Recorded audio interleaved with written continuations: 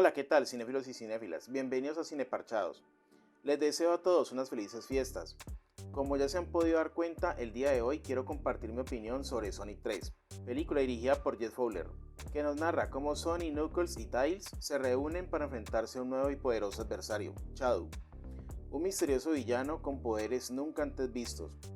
Con sus habilidades superiores en todos los sentidos, el equipo de Sonic debe buscar una alianza improbable con la esperanza de detener a Shadow y proteger el planeta. La vida consiste en tomar decisiones. Si sigues a tu corazón, tomarás la decisión correcta en el momento.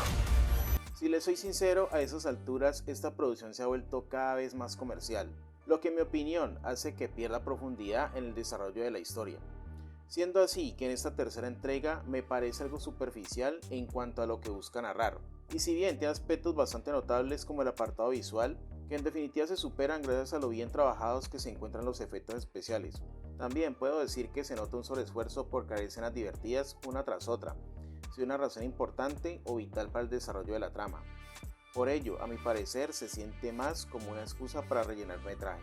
¿Ahora son dos cabezas de huevo? El doble de villanos, el doble de diversión.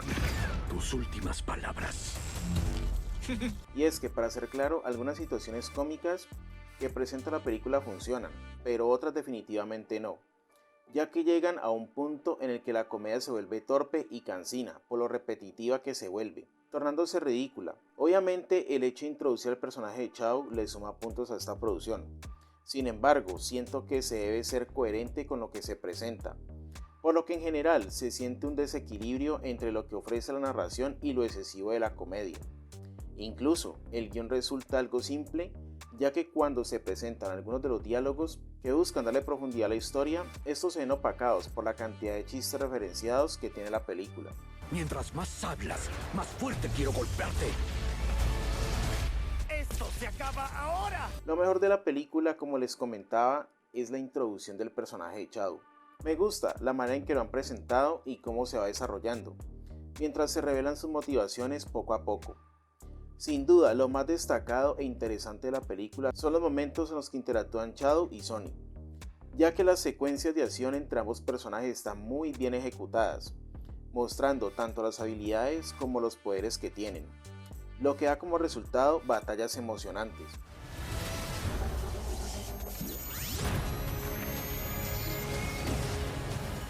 Por supuesto, otro de los personajes que también lo hace muy bien y por partida doble es Jim Carrey, quien interpreta tanto a Robotnik como al abuelo Gerald, por lo que se nota que realmente disfruta y se divierte mucho interpretando ambos roles.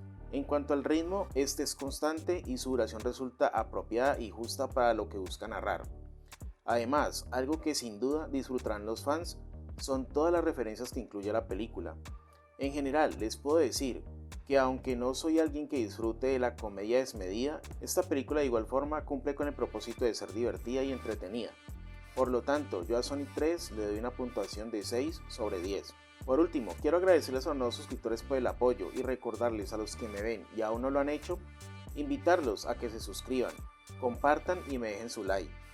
También me dejen saber su opinión en los comentarios acerca de lo que les pareció a ustedes esta película.